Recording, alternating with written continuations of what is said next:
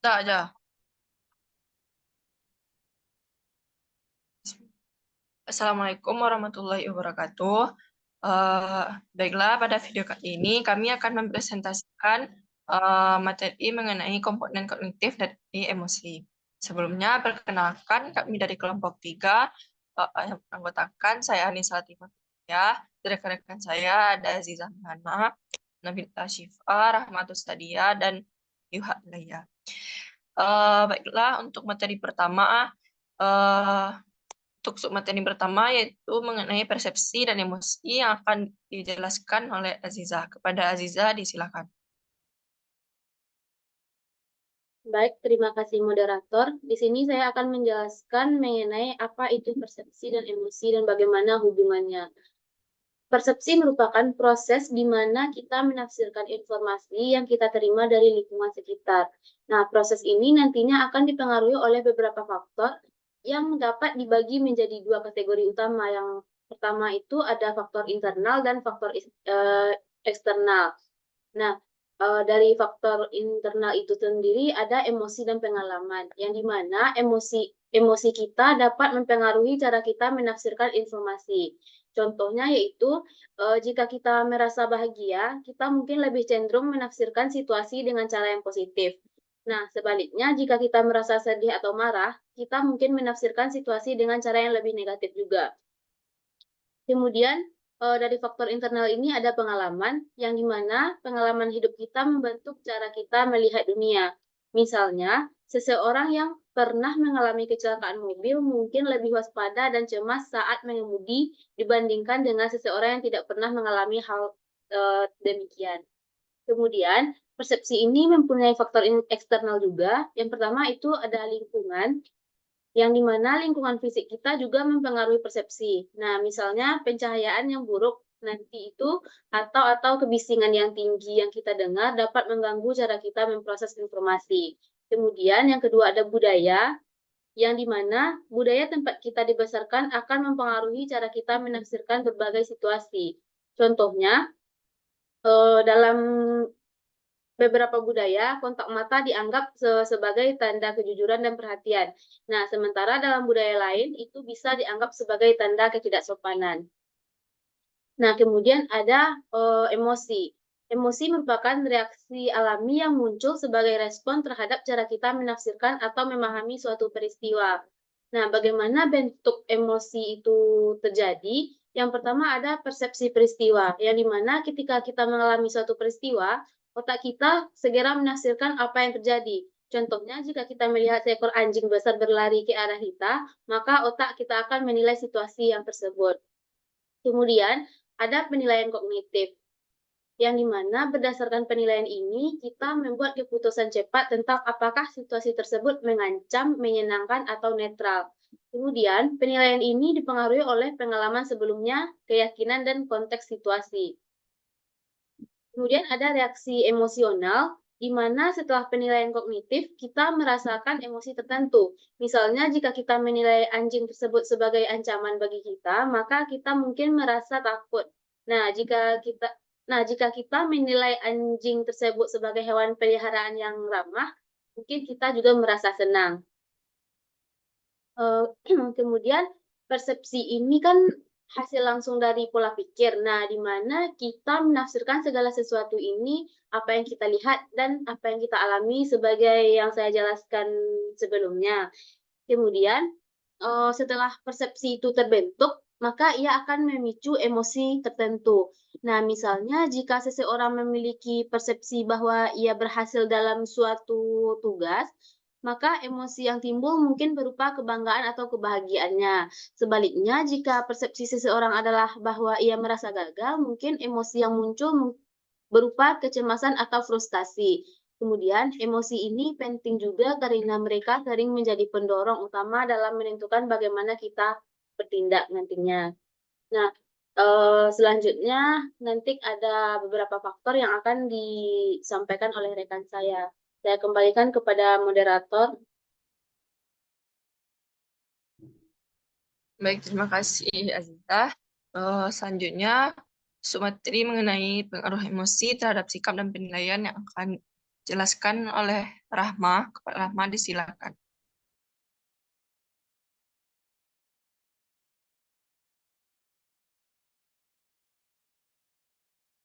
Baiklah, terima kasih kepada moderator. Selanjutnya, saya akan menjelaskan tentang pengaruh emosi terhadap sikap dan penilaian.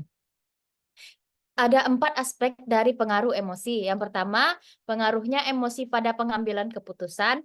Nah, emosi memainkan peran penting dalam proses pengambilan keputusan ketika seseorang menghadapi situasi yang membutuhkan keputusan. Emosi yang dirasakan, baik positif maupun negatif, dapat mempengaruhi pilihan yang dibuat.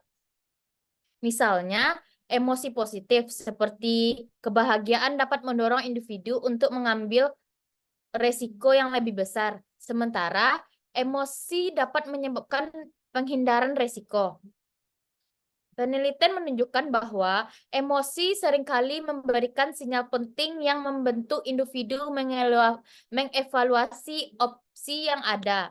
Meskipun terkadang bisa juga menyebabkan bias jika emosi tersebut berlebihan.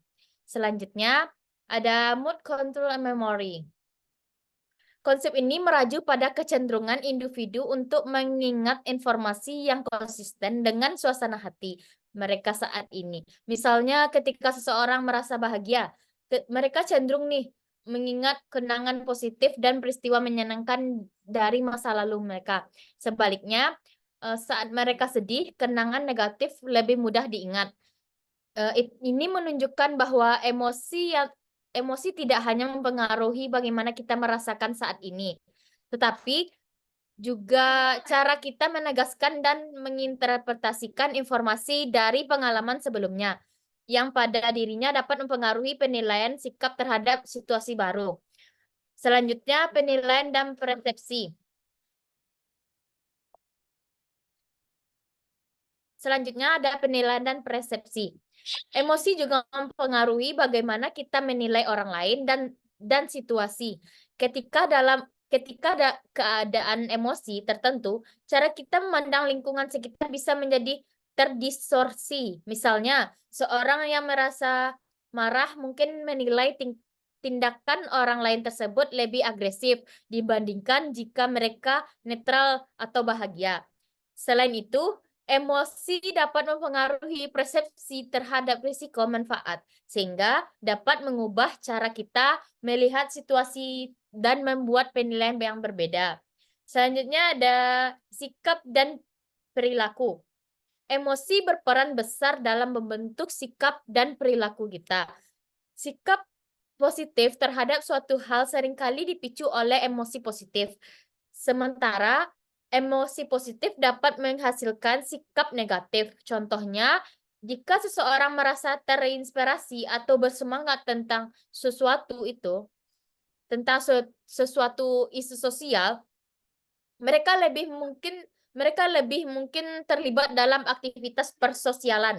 Sebaliknya, jika seseorang merasa frustasi atau kecewa, mereka mungkin akan menarik diri untuk bersikap apatis. Emosi yang mendalam juga dapat tindakan impulsif yang mungkin tidak sejalan dengan penilaian rasional. Jadi kesimpulannya, dalam pengaruh emosi terhadap sikap dan penilaian, secara keseluruhan, emosi memiliki dampak yang signifikan pada pengambilan keputusan. Ingat, penilaian serta sikap dan perilaku, memahami hubungan ini penting dan dalam psikologi karena membentuk kita lebih baik dan mengenali dan mengelola emosi serta mempengaruhinya terhadap kehidupan sehari-hari. Baiklah, saya kembalikan ke moderator. Baik, terima kasih Rahma. Selanjutnya, pengaruh emosi terhadap pengambilan keputusan yang akan dijelaskan oleh Yuha. Yuha, disilakan. Baiklah, terima kasih moderator. Saya akan menjelaskan mengenai pengaruh emosi terhadap pengambilan keputusan. Boleh next slide.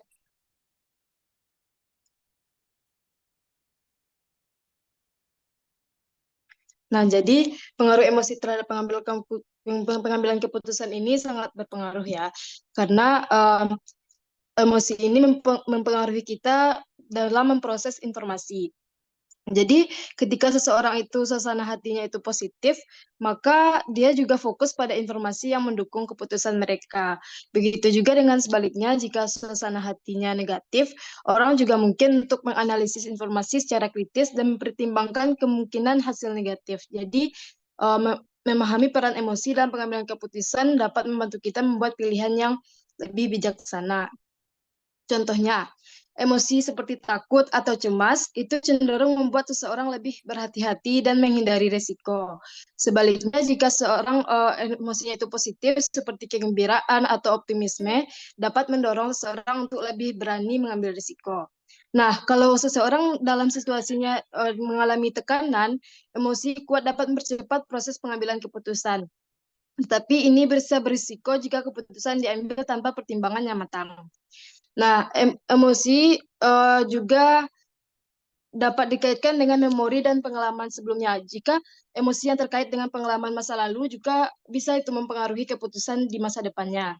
Jika seseorang pernah memiliki pengalaman buruk dengan pilihan tertentu, mereka mungkin menghindari pilihan serupa di masa depan meskipun keadaannya telah berubah. Nah, orang yang mampu mengendalikan emosi mereka cenderung membuat keputusan yang lebih rasional dan objektif. Sebaliknya, emosi yang tidak terkendali dapat mengaburkan penilaian seseorang. Dalam banyak kasus, emosi ini bisa menjadi pedoman yang berguna untuk membuat keputusan cepat, tetapi jika tidak dikelola dengan baik, emosi dapat mengarahkan pada keputusan yang kurang optimal atau bahkan salah. Sekian dari saya kembalikan kepada moderator. Baik, terima kasih Yuha. Untuk materi selanjutnya, next slide. Mengenai emosi dan memori. Ada beberapa hal yang perlu dibahas dalam emosi dan memori. Yang pertama itu pengaruh gairah emosional terhadap memori episodik. Nah, emosi itu mempengaruhi bagaimana ingatan kita terbentuk, terutama pada momen yang membangkitkan gairah, baik itu positif maupun negatif. Emosi yang kuat itu membuat kenangan lebih mudah diingat dibandingkan dengan kenangan yang netral atau yang biasa-biasa saja. Nah, hal ini didokumentasikan dalam berbagai penelitian menggunakan beragam stimulus seperti kata-kata, gambar, dan pengalaman autobiografi dan sebagainya. Hal ini juga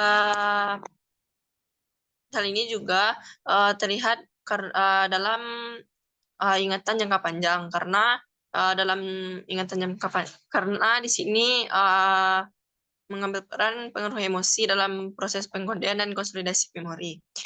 Selanjutnya yaitu gairah emosional meningkatkan kejelasan memori. Pengalaman emosional itu cenderung diingat dengan lebih jelas meskipun tidak selalu tepat. Nah, orang yang sering merasa mampu mengingat peristiwa emosional dengan detail seperti peristiwa besar yang mengguncang dunia, meskipun memori tersebut seringkali belum sepenuhnya benar.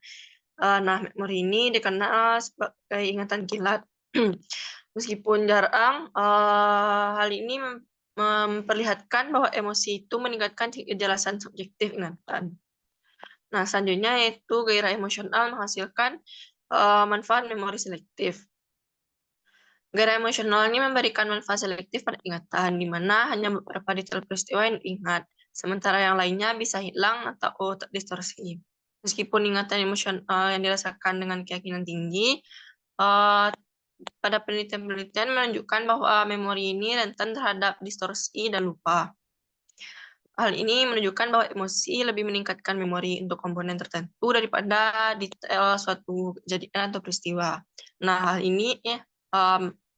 hal ini menjelaskan perbedaan antara keyakinan subjektif dan akurasi objektif. Nah, selanjutnya yaitu mekanisme saraf yang melalui gairah emosional meningkatkan memori. Pada teori awal yang diusulkan oleh Brown dan Kulik, mereka menyatakan bahwa ingatan emosional itu seperti ingatan kilat. Nah, hal ini terlibat dalam mekanisme memori khusus yang memperkuat informasi penting dalam memori jangka panjang. Nah, pada penelitian yang lebih lanjut, yang menghasilkan bahwa emosi dan gairah emosional itu memodulasi atau mempengaruhi memori secara signifikan. Nah, terutama dalam keterlibatan amigdala dan pelepasan noradrenalin yang memperkuat pengkodean dan pengambilan informasi emosional dibandingkan dengan informasi yang biasa-biasa saja. Dalam beberapa eksperimen seperti yang dilakukan oleh Kensinger dan Korlan, pada eksperimennya itu menunjukkan bahwa saat perhatian seseorang itu terbagi, ingatan untuk informasi yang netral atau yang biasa tidak akan dibandingkan dengan informasi yang membangkitkan emosi itu lebih bisa mempengaruhi memori. Kerusakan pada amigdala itu dapat menghilangkan efek peningkatan memori untuk informasi emosional. Dan hal ini menunjukkan amigdala itu memiliki peran penting dalam proses dan penyimpanan kenangan emosional. Selanjutnya yaitu materi mengenai pendekatan proses informasi terhadap emosi yang akan dijelaskan oleh Nabila. Dan Nabila disilakan. Baik, terima kasih moderator. Saya akan menjelaskan tentang pendekatan proses informasi terhadap emosi. Jadi pendekatan proses informasi terhadap emosi melihat emosi sebagai hasil dari proses kognitif yang melibatkan pengolahan informasi oleh otak. Emosi tidak dianggap sebagai reaksi langsung terhadap rangsangan, melainkan melalui serangkaian tahapan kognitif yang melibatkan interpretasi, penilaian, dan respon terhadap situasi tertentu. Di sini ada beberapa komponen utama dari pendekatan proses informasi terhadap emosi, yaitu yang pertama ada persepsi. Persepsi. Proses ini dimulai dari bagaimana seseorang menangkap stimulus dari lingkungan, baik itu terjadi dalam kejadian, situasi, atau interaksi sosial.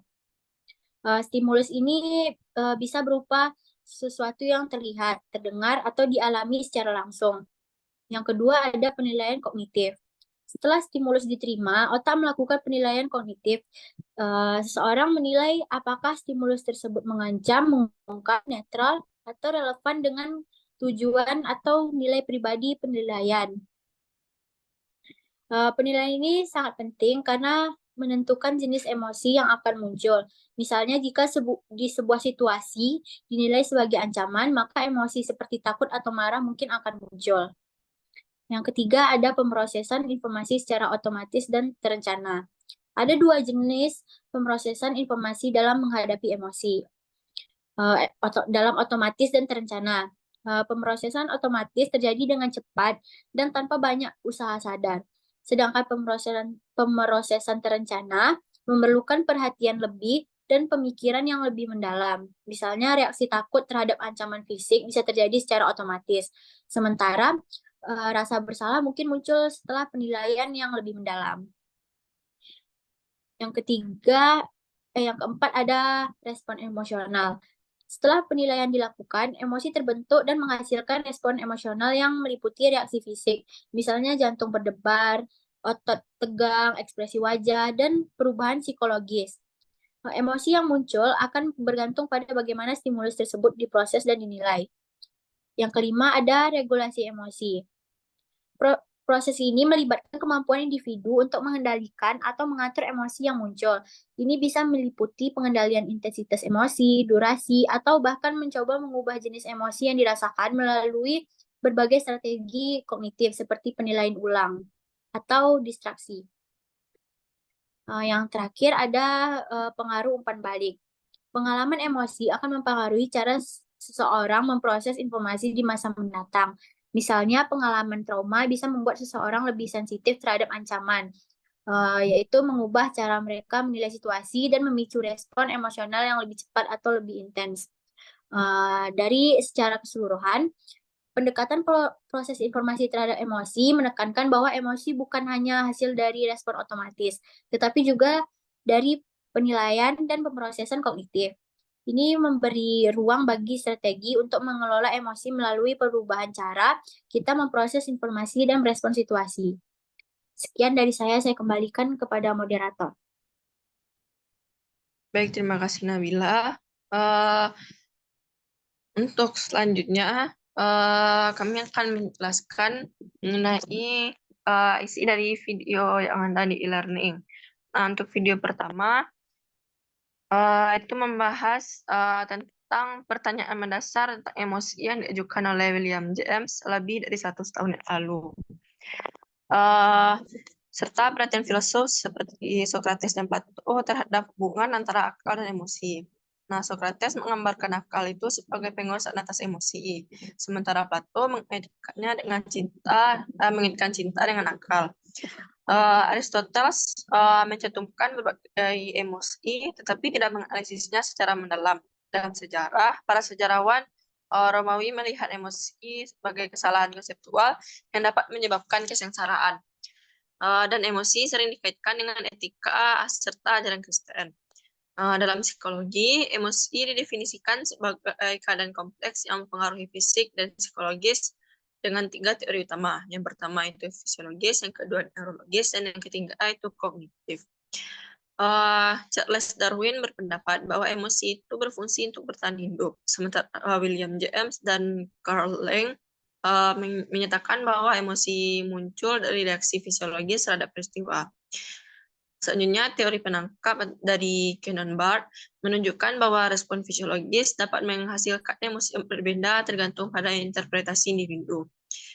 Teori selanjutnya, teori dari Lazarus menekankan bahwa kognisi terjadi sebelum emosi, seperti saat bertemu harimau yang memicu rasa takut. Secara keseluruhan, emosi memiliki dampak signifikan terhadap keputusan dan interaksi sehari-hari. Dan masih banyak yang belum dipahami tentang emosi serta pengaruhnya dalam kehidupan manusia. Sekian isi dari video pertama. Selanjutnya, penjelasan dari video kedua akan dijelaskan oleh Aziza. Kepada Aziza, disilakan. Baik, terima kasih moderator. Saya di sini akan menyampaikan hasil dari video 2, yang di mana video tersebut membahas tentang motivasi dan emosi manusia.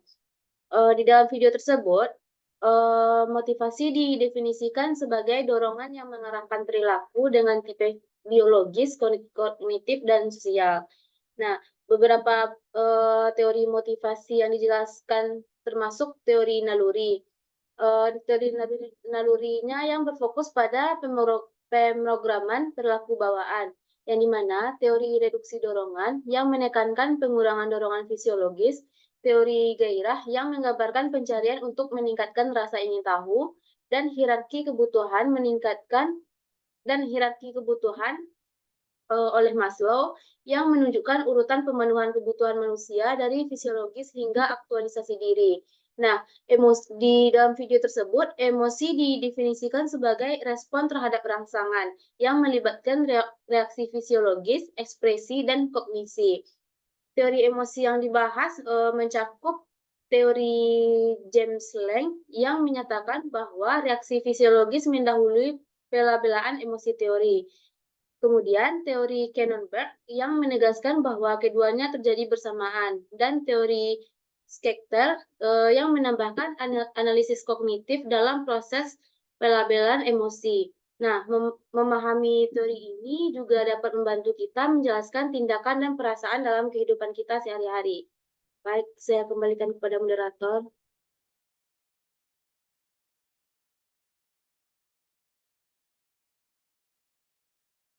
Baik, terima kasih Dinda. Selanjutnya untuk penjelasan video ketiga akan dijelaskan oleh Rahma. Rahma, disilakan. Baiklah, terima kasih moderator. Di sini saya akan menjelaskan tentang resume video ketiga. Video ini membahas pentingnya motivasi dalam menghadapi tugas sehari-hari, khususnya dalam menghadapi tugas yang tidak menyenangkan seperti menyelesaikan pekerjaan atau menjaga rutinitas kebugaran. Motivasi dibagi menjadi 2 jenis. Pertama, motivasi intrinsik yang berasal dari faktor internal seperti kesenangan dan makna. Dan motivasi ekstrinsik yang dipicu oleh faktor eksternal seperti uang atau pujian. Penelitian menunjukkan bahwa motivasi intrinsik lebih efektif dalam pencapaian tugas jangka panjang dibandingkan motivasi ekstrinsik yang dapat menghambat kreativitas dan pemecahan masalah. Untuk meningkatkan motivasi, penting untuk menemukan apa yang Anda sukai dan menjadikannya sebagai panduan, seperti memilih aktivitas fisik yang menyenangkan. Selain itu, pergaulan juga dapat memotivasi secara intrinsik, dapat menularkan dan meningkatkan motivasi Anda sendiri. Kesimpulannya, dengan fokus pada motivasi intrinsik dan penciptaan lingkungan yang mendukung, kita dapat lebih baik dalam pencapaian situasi jangka panjang. Video ini juga diresponsi oleh aliran rasa ingin tahu sebagai layanan streaming yang menawarkan akses ke lebih dari 2.400 judul dokumenter dan DVD dengan masa percobaan gratis selama 30 hari. Baiklah, hanya itu yang dapat saya sampaikan. Saya kembalikan kepada moderator. Baik, terima kasih Rahma. Baiklah, sekian presentasi dari kami. Apabila kekurangan dan kesalahan mohon dimaafkan. Bila itu taufiq wal hidayah.